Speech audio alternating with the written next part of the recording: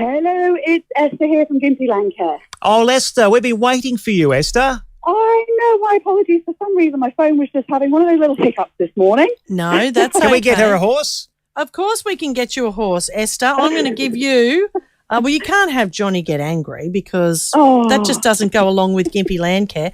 I'm going to give you Master of Wine. Love it. In the vineyards. That's it. Now, Esther, while you're here, let's talk up Gimpy Landcare. What's the story? What's going on? What's the story? Oh, our plants are busting out of their pots at the moment. If you want to come and have a look, it's all going on here.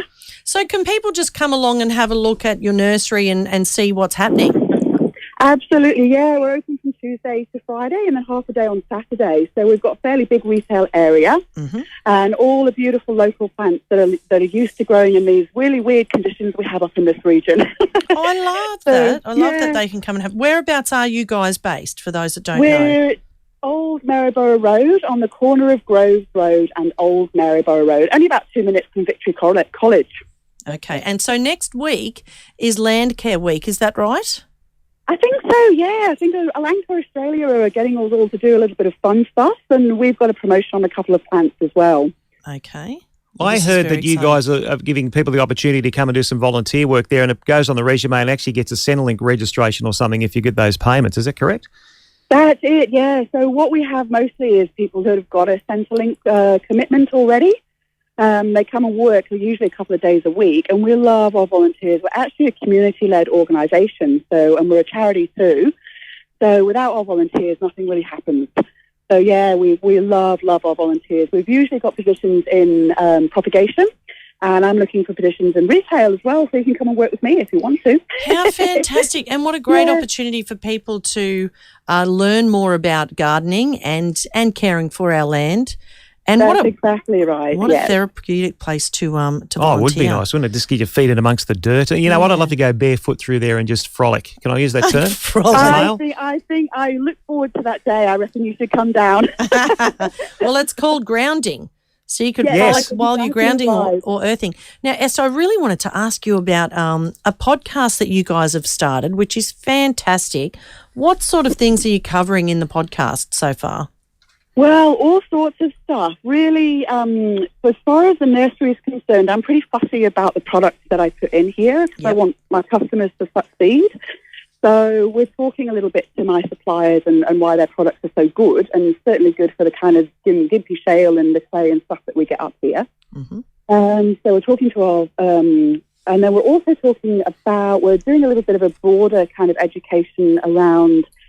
sustainable farming and sustainable gardening practices so that we can really be looking after, the environment going forward.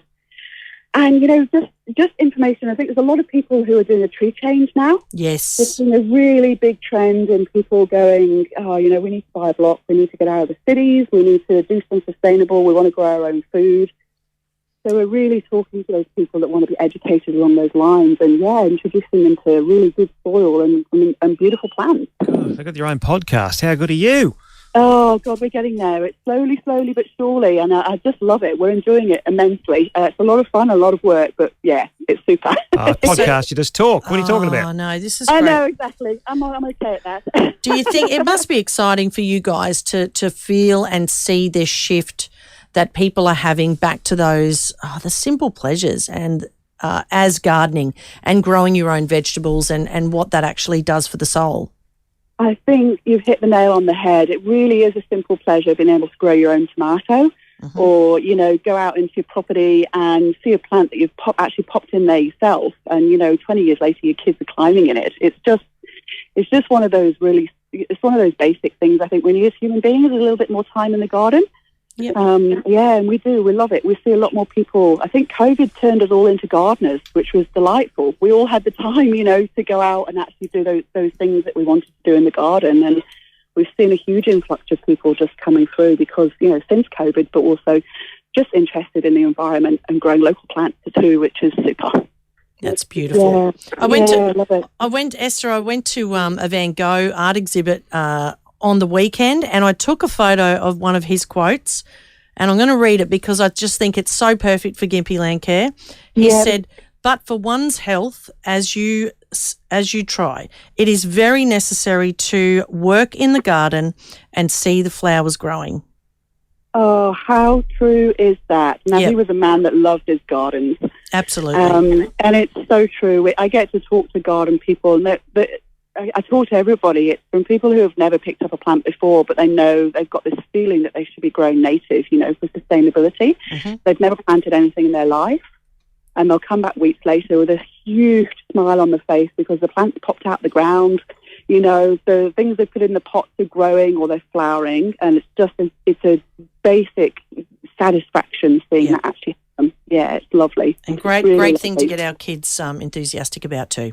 Definitely. And kids take to it like a duck to water. God, they love gardening. They love to get dirty. I know. What happens until they're 15, then they decide to change into something else. They drop the garden. That's true. But you know what? Then they come back around, so it's all good. So you should get Ali on the podcast with you. We'd love that. God, we'd love that. I don't know what I would say other than what not to do with your plants. I end up doing everything. I'm terrible. Oh, we've all been through that. I was a disastrous gardener before I was a good one. So we've all done that, actually, Ali. So, yeah. Well, good. I certainly could do with some educating, and no one better to do it than you, Esther, from Gympie and District Land Care. You guys do such a wonderful job for our community, and we thank you for joining us today. Thank you so much, guys. We really appreciate it. And, we just want to let people know that we're here. And we're here for advice. We're here for lots of beautiful native plants. And, we're ready to say hi.